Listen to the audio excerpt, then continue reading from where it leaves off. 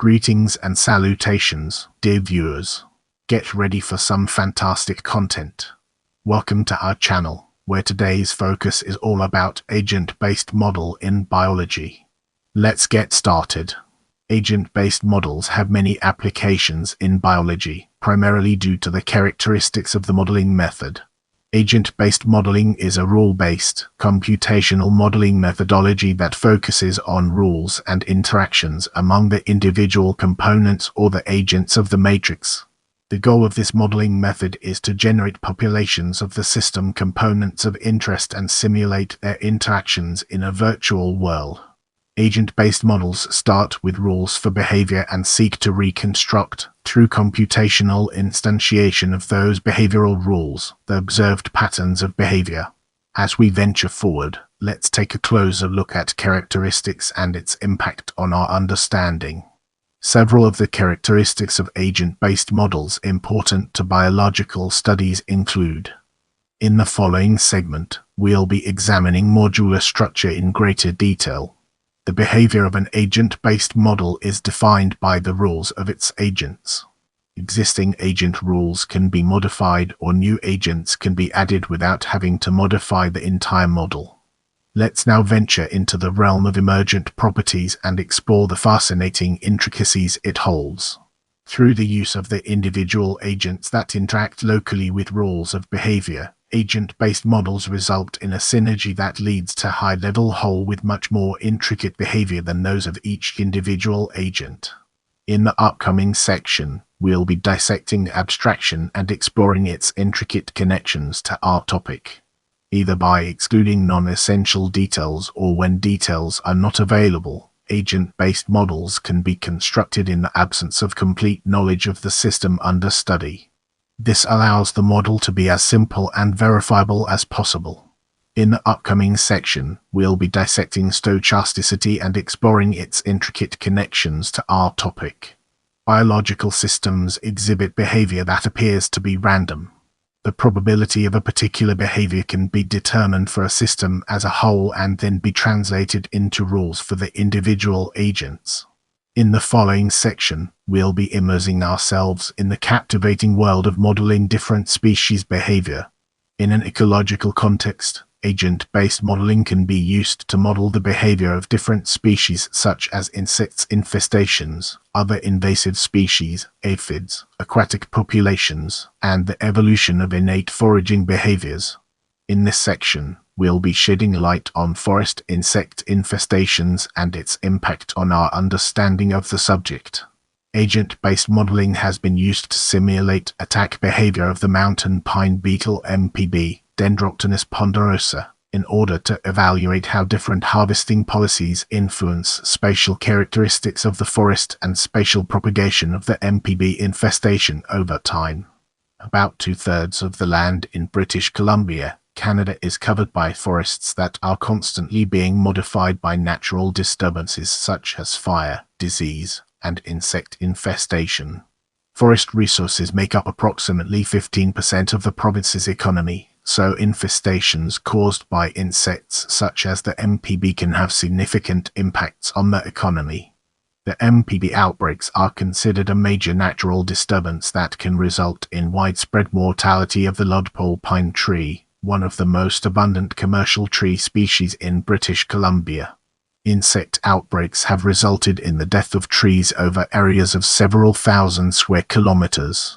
The agent-based model developed for this study was designed to simulate the MPB attack behavior in order to evaluate how management practices influence the spatial distribution and patterns of insect population and their preferences for attacked and killed trees.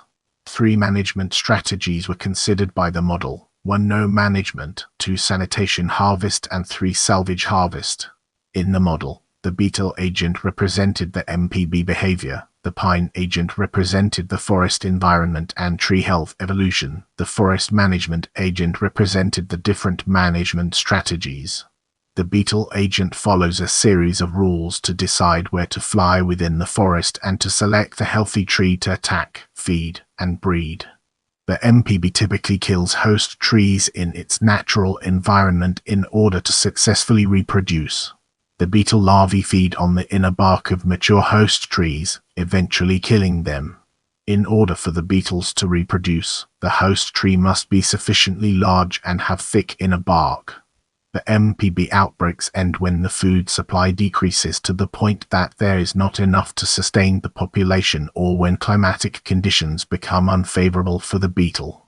The pine agent simulates the resistance of the host tree, specifically the lodpole pine tree, and monitors the state and attributes of each stand of trees. At some point in the MPB attack, the number of beetles per tree reaches the host tree capacity. When this point is reached, the beetles release a chemical to direct beetles to attack other trees. The pine agent models this behavior by calculating the beetle population density per stand and passes the information to the beetle agents. The forest management agent was used, at the stand level, to simulate two common silviculture practices, sanitation and salvage, as well as the strategy when no management practice was employed. With the sanitation harvest strategy, if a stand has an infestation rate greater than a set threshold, the stand is removed, as well as any healthy neighbor stand when the average size of the trees exceeded a set threshold.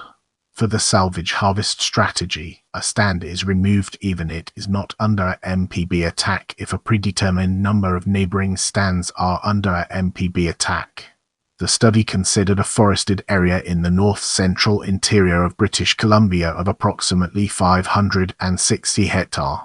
The area consisted primarily of lodpole pine with smaller proportions of Douglas fir and white spruce. The model was executed for 5 time steps, each step representing a single year. 30 simulation runs were conducted for each forest management strategy considered.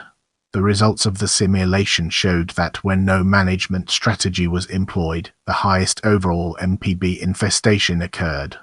The results also showed that the salvage harvest management technique resulted in a 25% reduction in the number of forest strands killed by the MPB, as opposed to a 19% reduction by the sanitation harvest management strategy. In summary, the results show that the model can be used as a tool to build forest management policies. As we venture forward, let's examine invasive species in detail and gain a deeper appreciation for its significance. Invasive species refers to non-native plants and animals that adversely affect the environments they invade. The introduction of invasive species may have environmental, economic, and ecological implications. An agent-based model can be developed to evaluate the impacts of port-specific and importer-specific enforcement regimes for a given agricultural commodity that presents invasive species risk, with the goal of improving the allocation of enforcement resources and to provide the tool to policy makers to answer further questions concerning border enforcement and invasive species risk. The agent-based model developed for the study considered 3 types of agents: invasive species, importers, and border enforcement agents. In the model, the invasive species can only react to their surroundings, while the importers and border enforcement agents are able to make their own decisions based on their own goals and objectives.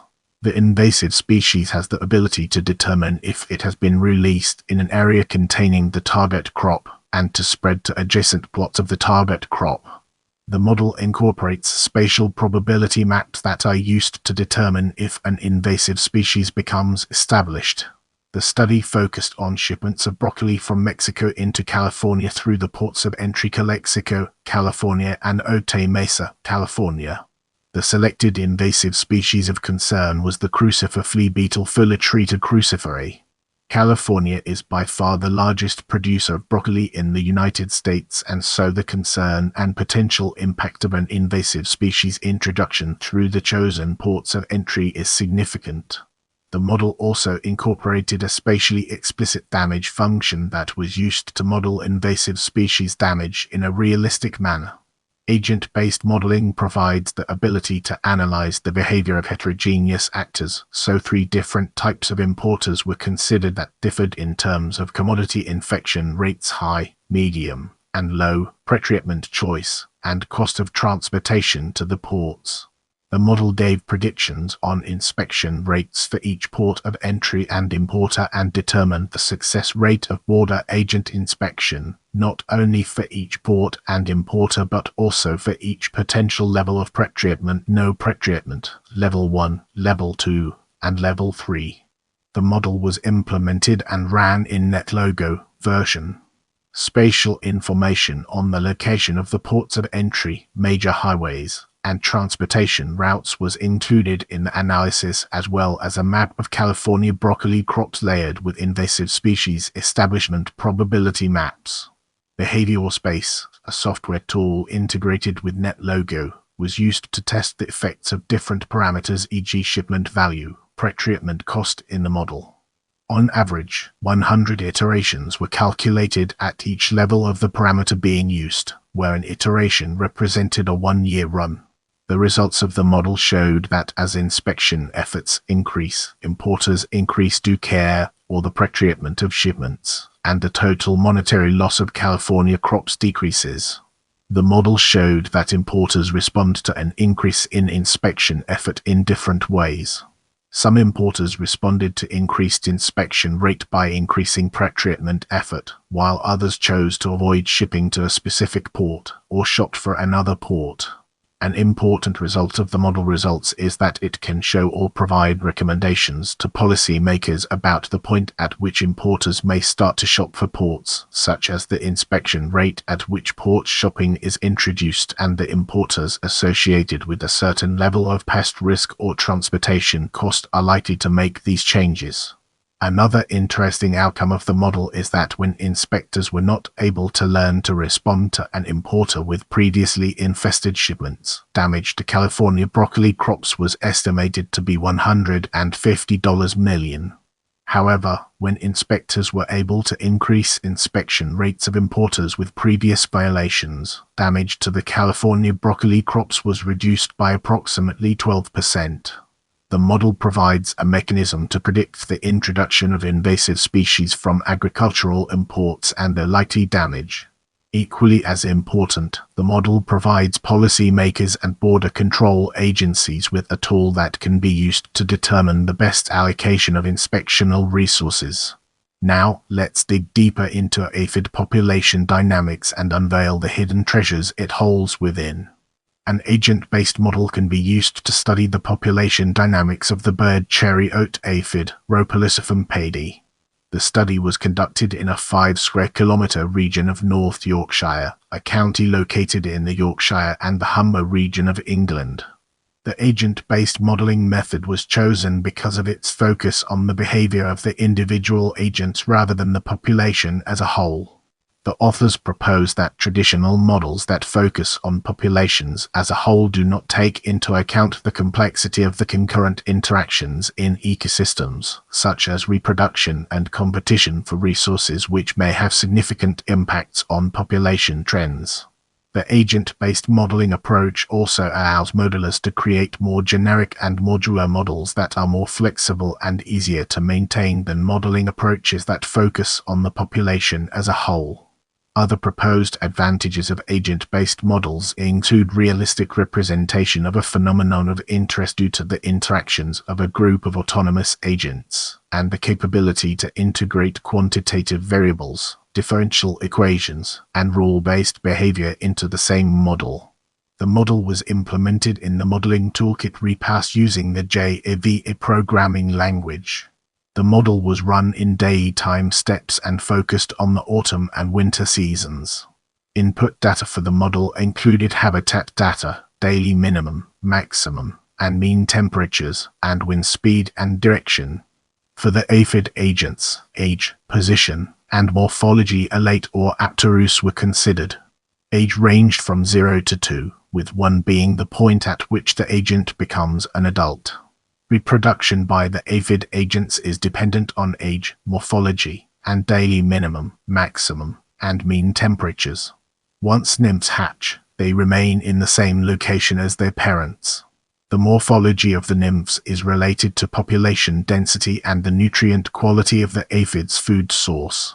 The model also considered mortality among the aphid agents, which is dependent on age, temperatures, and quality of habitat.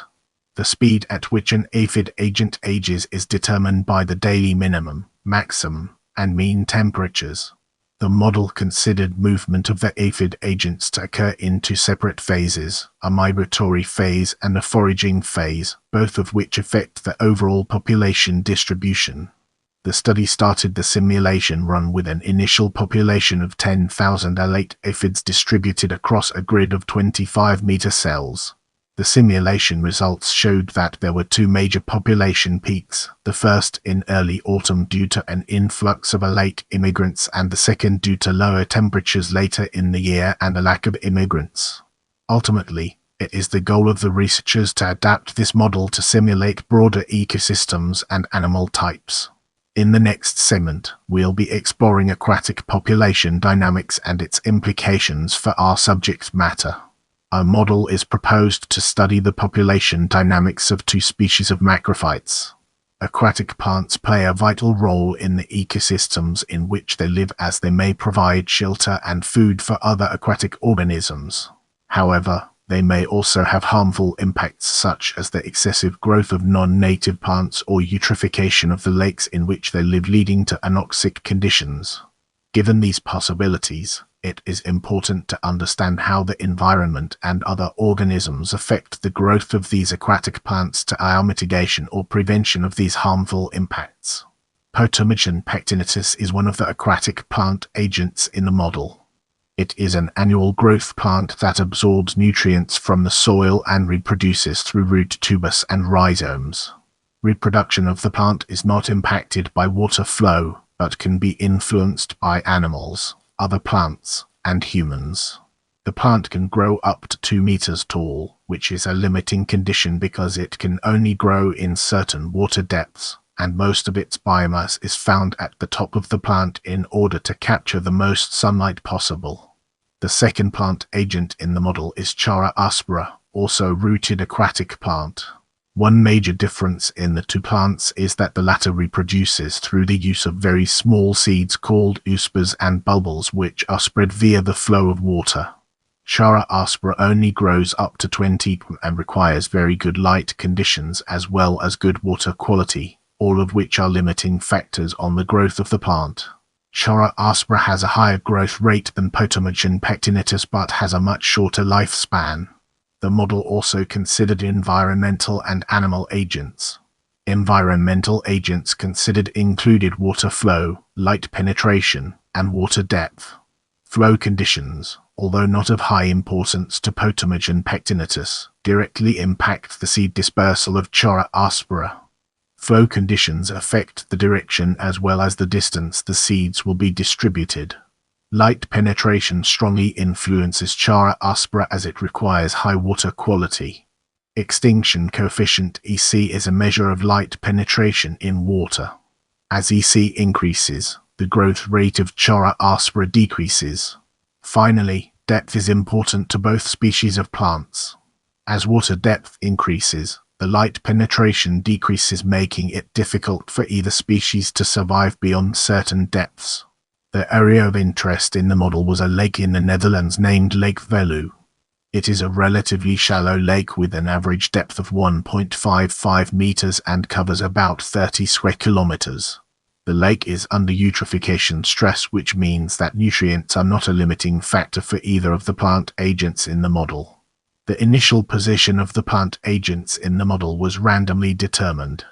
The model was implemented using Repast software package and was executed to simulate the growth and decay of the two different plant agents, taking into account the environmental agents previously discussed as well as interactions with other plant agents.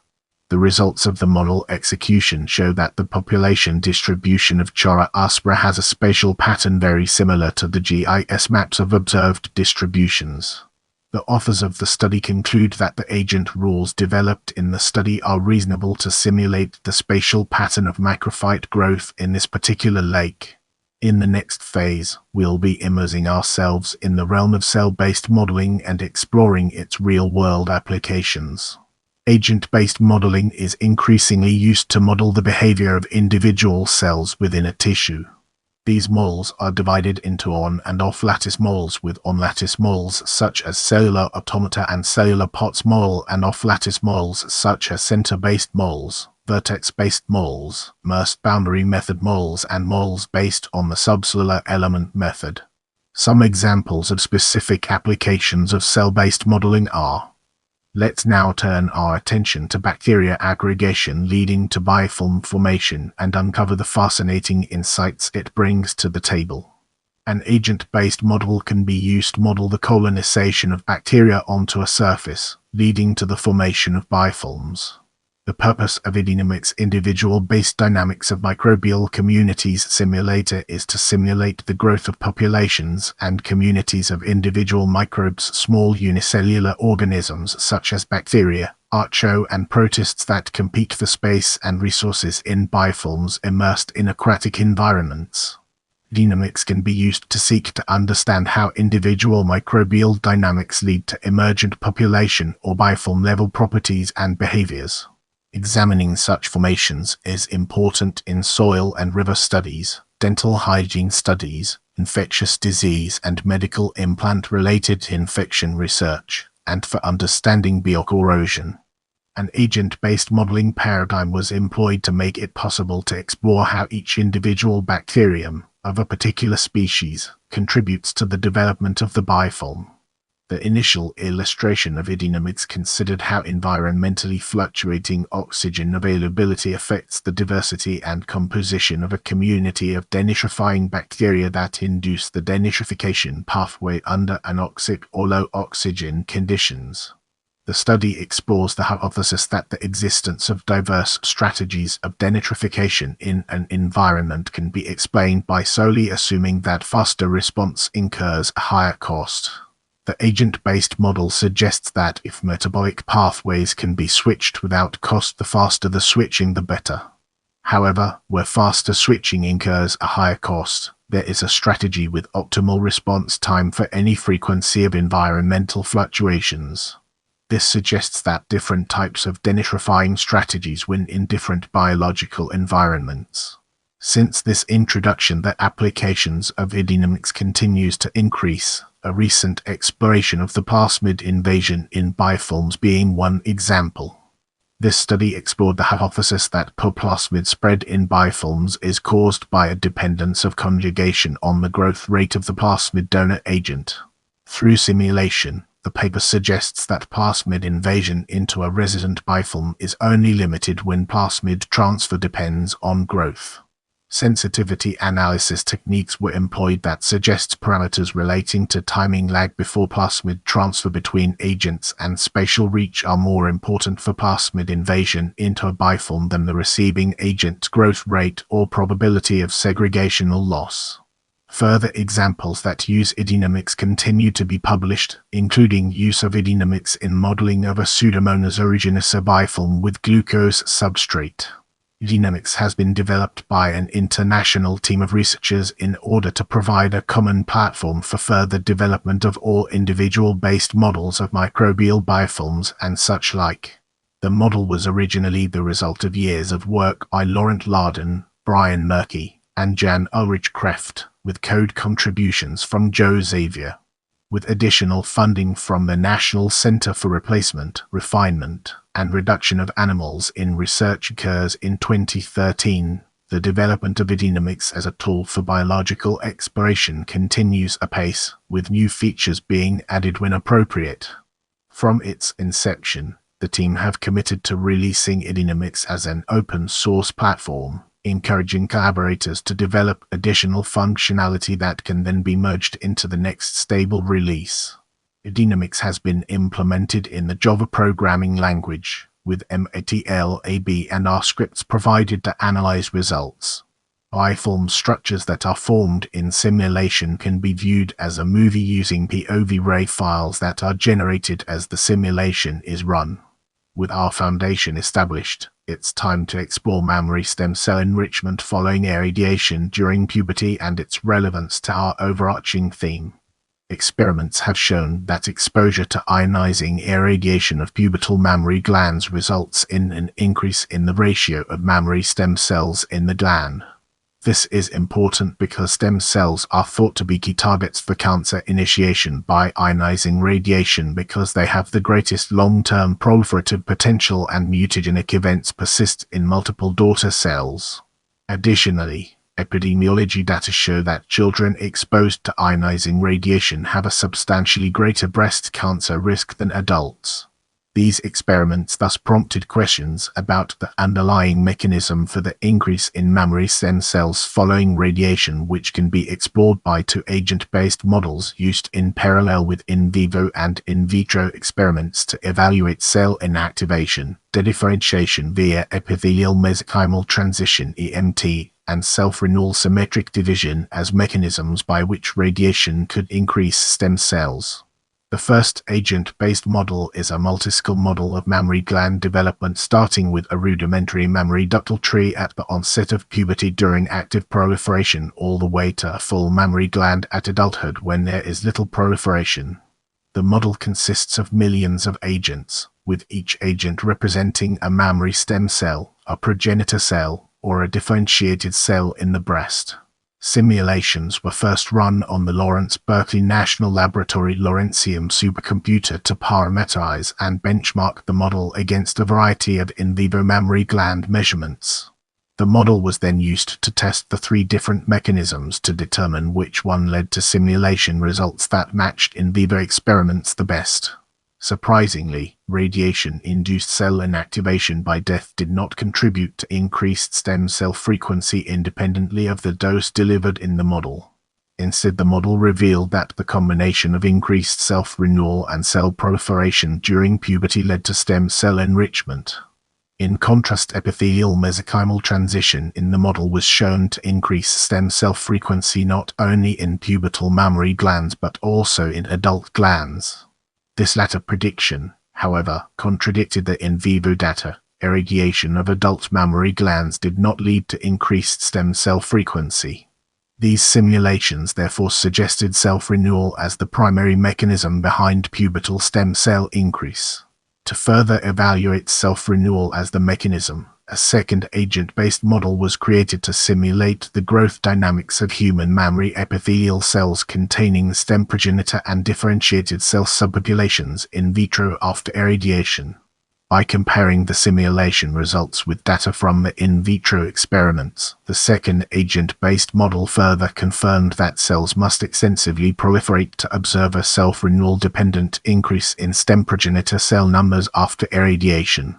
The combination of the two agent-based models and the in vitro in vivo experiments provide insight into why children exposed to ionizing radiation have a substantially greater breast cancer risk than adults. Together, they support the hypothesis that the breast is susceptible to a transient increase in stem cell self-renewal when exposed to radiation during puberty, which primes the adult tissue to develop cancer decades later. If you have any suggestions for future videos, feel free to drop them in the comment section.